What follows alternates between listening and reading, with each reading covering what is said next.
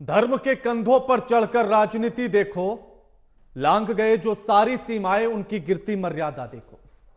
जागी रही भावना जैसी, देखी प्रभु मूरत तीन तैसी। हमारे साथ जो मेहमान जुड़ गए उनका परिचय आपसे करा देते हैं और आज इसी विषय पर उनसे चर्चा करेंगे। जावेद अंसारी हमारे साथ जुड़ गए, प्रवक्ता हैं कांग्रेस के। डॉक्टर आशीष हांडा हमारे साथ जुड़ गए हैं, नेता हैं बीजेपी के। और डॉक्टर मोहित शुक्ला हमारे साथ जुड़ गए हैं, हिंदू धर्म गुरु हैं। आप तीनों का स्वागत है एएमटी नेटवर्क पर। जावेद साहब, धर्म के कंधे पर चढ़कर राजनीति करना ही क्या अब एकमात्र रास्ता बचा है? यह मजबूरी हो गई है? और आखिर कब तक भगवान राम का अपमान आपके नेता या आपके इंडिया गठबंधन के लोग करते रहेंगे ऐसे ही? जावेद साहब जी, आपने वीडियो दिखाया। हाँ, और वीडियो कन्नड़ा भाषा में था। मैं कन्नड़ा भाषा नहीं समझता हूं, फिर भी अगर किसी ने कुछ गलत बात बोली है, भाजपा का गठबंधन ईडी सीबीआई आईटी से हुआ है, कार्रवाई कर दे, जेल में डाल दे। दूसरी बात, अब मैं आ जाता हूं कि ये भाजपा राजनीति कौन कर रहा है? धर्म पे भाजपा कर रही है। वो कैसे कर रही है? जो हिंदू ये जो राम मंदिर बन रहा है उसके ट्रस्ट के महासचिव है चंपत राय, उन्होंने तो मोदी जी को विष्णु का अवतार बता दिया था, भगवान विष्णु का। और भाजपा का एक प्रवक्ता है महाराष्ट्र का, वो 11वां अवतार बता रहा था भगवान विष्णु का मोदी जी को। तो ये सहमत है जावेद साहब चलिए, अगर उन्होंने अवतार बता दिया वो उनकी सोच है ना, वो एक अलग तो राजनीति है, उस पर आप अलग अलग कमेंट कर सकते हैं। नहीं, सुन लीजिए ना जावेद साहब मेरी बात भी पूरी सुन लीजिए। उन्होंने उनको अवतार बताया, आप उस पर एक अलग राजनीति कर सकते हैं क्या? आपने उनके अवतार बताने के ऊपर ये कहा कि राम गुड़िया है? धर्म की राजनीति करते ही नहीं, हम धर्म की राजनीति करते ही नहीं। हम तो ये कौन सी राजनीति है जिसमें राम का अपमान होता है? ये कौन सी राजनीति है कि आप ही की पार्टी के नेता और मंत्री ये कहते हैं कि तंबू में दो गुड़िया रख दी और उनको राम कह दिया? राम का मतलब समझते हैं वो? आपने सवाल किया तो जवाब तो लोगे ना, या आप ही बोलोगे? नहीं, जवाब आपसे पूछ रहा था ना, तो काउंटर ना करूं आपकी बातों का? नहीं, काउंटर करिए लेकिन जवाब तो लीजिए। मुझे तो आपने 30 सेकंड भी नहीं दिया, आपने बोलना शुरू कर दिया। नहीं, पूरा समय दिया आपको, लेकिन आप ही अपने विषय से भटक कर अगर मोदी जी के अवतार पर चले जाएंगे। आप दोनों पक्ष देखेंगे ना, मैं दोनों ही पक्ष देकर बात कर रहा हूं जावेद साहब। अगर आप ही अगर विषय से हटकर आप चुनिंदा राजनीति नहीं कर सकते ना। मैं चुनिंदा राजनीति करता ही नहीं हूं। तो आप पहली बार मेरे साथ जुड़े हैं क्या? आप पहली बार जुड़े हैं मेरे साथ? आप जवाब तो सुन लीजिए मेरा। नहीं तो जवाब तो दूंगा ना, आप विषय पर रहिए ना। मैं विषय पे ही हूं। आप उठकर जा रहे हैं मोदी जी के अवतार पर। हाँ, तो वो आप उनके बयान पर आइए ना मेरे साथ। वे भाजपा के नेता कह रहे हैं। अब आप सहमत मैं कह रहा हूं ना कि उस बात को आप अलग राजनीति को रखिए ना। अभी मैं बात सिर्फ उनके बयान पर कर रहा हूं। मोदी जी अवतार है या नहीं है ये बता दीजिए, है या गलत बयान है? मैं तो इन चीजों को मानता ही नहीं हूं ना, मैं इन चीजों को मानता ही नहीं हूं। तो फिर हम भी नहीं। मेरे लिए सीधी सी बात है कि जो आपके मंत्री ने, कर्नाटक के मंत्री ने जो बयान दिया, आप उसको सही मानते हैं? मैंने क्या कहा? मैंने ये कहा कि कन्नड़ा भाषा मैं नहीं समझता हूं। अगर कुछ भी गलत किया है तो ईडी सीबीआई आईटी गठबंधन है भाजपा से, आप कर लीजिए। आपकी पार्टी में ट्रांसलेटर होंगे जावेद साहब, क्योंकि अगर मैं ट्रांसलेट लेकिन मैं नहीं समझता ना, या हमारे ट्रांसलेशन को तो आप मानेंगे नहीं। तो आप अपनी पार्टी के उन ट्रांसलेटर से पूछ लीजिए कि क्या बोला उन्होंने। कोई तो होगा जो कर्नाटक की भाषा को समझता होगा आपकी पूरी पार्टी में, आप उससे पूछ लीजिए। आपको समय देता हूं, आप आराम से पूछिए उनसे फोन करके कि उन्होंने क्या बोला है। आशीष हांडा साहब, तंबू में रखकर हिंदुओं ने गुड़िया को राम कह दिया है, और जब वो अयोध्या गए तो उन्हें वो फीलिंग्स नहीं आई पवित्रता वाली। जी, आपको, मेरे सभी आदरणीय को पैनलिस्ट को और आपके चैनल के सभी प्यारे प्यारे दर्शकों को भारतीय जनता पार्टी की तरफ से मेरे यानी डॉक्टर आशीष का जय श्री राम जी। आप यहां पे कांग्रेस के प्रवक्ता से पूछ रहे थे कि भैया आपको भाषा नहीं आती तो किसी और से पूछ लेते, लेकिन यहां पे उनको भाषा का कोई प्रॉब्लम है ही नहीं, क्योंकि उनका जो डीएनए है, कांग्रेस का जो डीएनए है वो एंटी सनातन है। कहीं पे भी जहां सनातन को अपमान करने का कोई भी अवसर उन्हें मिले वो चूकते नहीं, और नहीं मिले तो वो उसको क्रिएट करने में भी पीछे हटते नहीं। याद कीजिएगा, भगवा आतंकवाद किसकी देन है? याद कीजिएगा, राम के अस्तित्व पे सवाल उठाने वाले कौन लोग हैं? याद कीजिएगा राम सेतु को विवादित बताने वाले कौन लोग हैं, याद कीजिएगा वो कौन लोग हैं जिन्होंने समर्थन किया अपनी चुप्पी से जब किसी नेता ने यह कहा कि सनातन उन्मूलन हम सभा करने जा रहे हैं। याद कीजिएगा किस तरह अपनी चुप्पी से उन्होंने समर्थन किया जब यहां तक कहा गया कि Sanatan is equivalent to dengue, malaria, AIDS etcetera. याद कीजिएगा किसने समर्थन किया जब सनातन के बारे में यहां तक कहा गया कि इतना गंदा है हिंदू धर्म कि उसकी परिभाषा अगर आपको बता दें तो आप वो सुन नहीं पाएंगे। ये जो हिंदू विरोधी चेहरा है कांग्रेस का वो जग उजागर है। मैं कहूंगा बहुत ही किस्मत वाले हैं वो लोग जिनको राम जन्मभूमि में प्राण प्रतिष्ठा जैसे अवसर पे जाने का निमंत्रण श्री राम ने भिजवाया। हमारे 140 करोड़ के अंदर मात्र 2,500 लोगों को वो निमंत्रण मिला है। और कितने बदनसीब और बदकिस्मत होंगे वो लोग जिनको निमंत्रण तो मिला लेकिन उन्होंने वहां जाना का निमंत्रण ही ठुकरा दिया सिरे से। ये कांग्रेस उनमें से एक है। यहां देखिएगा यहां कोई बीजेपी, यहां आरएसएस को कोई मतलब नहीं। राम की प्राण प्रतिष्ठा में हर व्यक्ति जो आमंत्रित है वो दिल से गदगद होकर वहां जाना चाहता है। ऐसे में जब राष्ट्र को जोड़ने का प्रयास किया जाना चाहिए तो ये भारत जोड़ो यात्रा निकालने वाले असल में भारत को तोड़ने का प्रयास कर रहे हैं। और दिक्कत यह है कि ये नहीं समझ रहे हैं कि खुद इनकी पार्टी खंड खंड हो रही है क्योंकि इनके खुद के नेता आज बगावत करने पे उतारू हो गए हैं क्योंकि इन्होंने उनके सामने ये रख दिया या तो कांग्रेसी बनो या राम भक्त बनो। आशीष जी ये बात तो समझ में आती है, जो अपमान ये कर रहे हैं सनातन का वो तो है ही, लेकिन अगर कोई ये कहे कि मोदी जी 11वें अवतार हैं विष्णु के, वो प्रभु राम हैं, तो क्या इससे अपमान नहीं होता है कि एक आप मनुष्य की तुलना भगवान से देखिएगा ऐसा है। नहीं नहीं नहीं नहीं, देखो मैं बताऊं आपको, ये जो वक्तव्य है ये ना तो किसी बीजेपी नेता का है ना ये किसी बीजेपी के ऑफिशियल स्पोक्स पर्सन का है। कोई आदमी भाव विभोर होके किसी को, बुजुर्ग को देख के कह देता है आप मेरे पिता तुल्य हैं, मुझ में तो आपको भगवान का स्वरूप दिखता है, तो ये उसकी भावनाएं हैं। ये कोई पार्टी का ऑफिशियल स्टैंड या कोई पार्टी का कोई ऑफिशियल स्टेटमेंट नहीं है, इसलिए ये उसके भाव के ऊपर रख के हम सिर्फ छोड़ सकते हैं। बाकी खुद मोदी जी ने हजारों बार कहा है कि मैं तो एक नन्हा सा एक जर्रा हूं, मैं खुशकिस्मत हूं कि मुझे ये मौका मिला है कि मैं अपने कार्यकाल में अपनी सेवाओं के द्वारा राम को वापस प्राण प्रतिष्ठा कर यहां पे वापस मैं विराजमान करने में एक निमित्त मात्र का एक मेरा जरिया बना हूं। तो इसलिए उनकी भावनाओं को समझिए, बाकी कहने वाले की भावनाएं उसकी अपनी पर्सनल है, इसमें कोई पार्टी का स्टैंड कहीं नहीं है। मैं आपसे इतना ही कहना चाहूंगा। ठीक है मोहित जी, कर्नाटक के मंत्री का यह कहना है कि जब मैं मंदिर गया तो मुझे वो पवित्रता वाली फीलिंग्स नहीं आई हैं जो राम के मंदिर में जाने से एहसास होता है, तो उनको अयोध्या भी पवित्र नहीं लगती है। देखिए, पवित्रता की फीलिंग आने के लिए मन का पवित्र होना बहुत आवश्यक होता है। जिसका मन पवित्र होगा उसी को भगवान के दर्शन होते हैं। जो अज्ञानी होता है, पवित्र भावनाओं से युक्त होता है, उसको भगवान नजर नहीं आते हैं।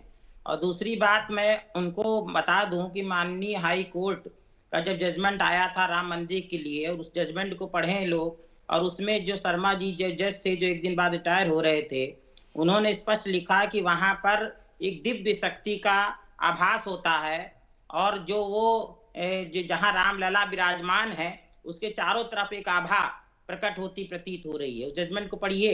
तो जब ऑनरेबल कोर्ट इस बात को मान रहा है, सुप्रीम कोर्ट ने भी माना कि रामलला वहां पर जन्म हुआ, इसीलिए वहां मंदिर का निर्माण किया जा रहा है और सब कुछ न्यायालय के आदेशानुसार हो रहा है, तो विपक्ष के जो नेता या कांग्रेस के मंत्री इस तरीके से जो बोल रहे हैं तो ये ऑटोमेटिक जो है खुद राजनीति कर रहे हैं मुस्लिम तुष्टीकरण की, और इस तरीके से देश का माहौल खराब कर रहे हैं और अपने लिए गड्ढा ये खोद रहे हैं। मैं तो किसी पार्टी का सदस्य नहीं हूं, मैं तो निष्पक्ष होकर बोल रहा हूं कि अगर हमारे आराध्य भगवान राम को कोई अपशब्द कहेगा तो क्या मैं उस पार्टी को वोट दूंगा? क्या कोई हिंदू देगा? 80 करोड़ हिंदू इस देश में हैं, वो क्यों वोट देंगे अगर उनके आराध्य राम को कोई कुछ भी कहेगा?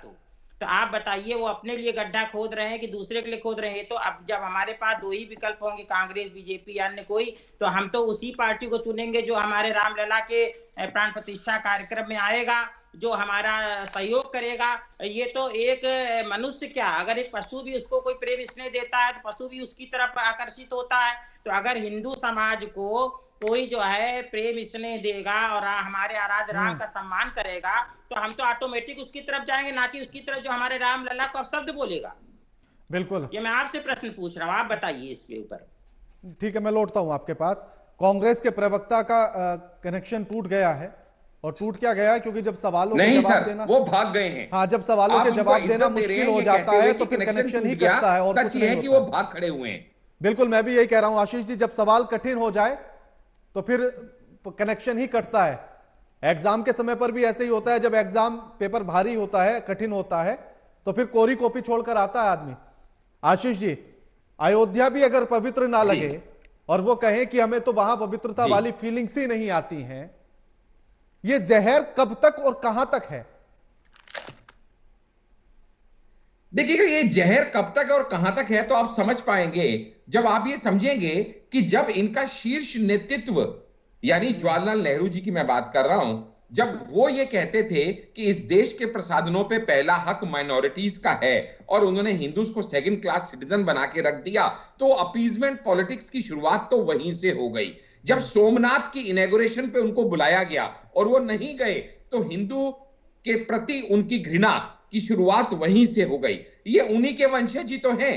किसी ने साधुओं पे गोलियां चलाई, किसी ने रामलला को टेंट में रखने पे मजबूर किया, किसी ने उसका डिसीजन नहीं आए करके बैटरी ऑफ लॉयर्स 21 वकील खड़े कर दिए, किसी ने रामलला के अस्तित्व पे सवाल उठाया और किसी ने राम सेतु के अस्तित्व के ऊपर प्रश्न चिन्ह खड़ा कर दिया, किसी ने सनातन को गाली दी, किसी ने साधुओं पे लठ बरसाए, गोलियां बरसाई, किसी ने सरयू नदी में जाने कितने ही कार सेवकों को मरवा के उनको वहां पे उनकी ऐसे कहूंगा निर्मम हत्या करके इस तरह से सैंडबैग बांध बांध के वहां सरयू नदी में फेंकवा दिया।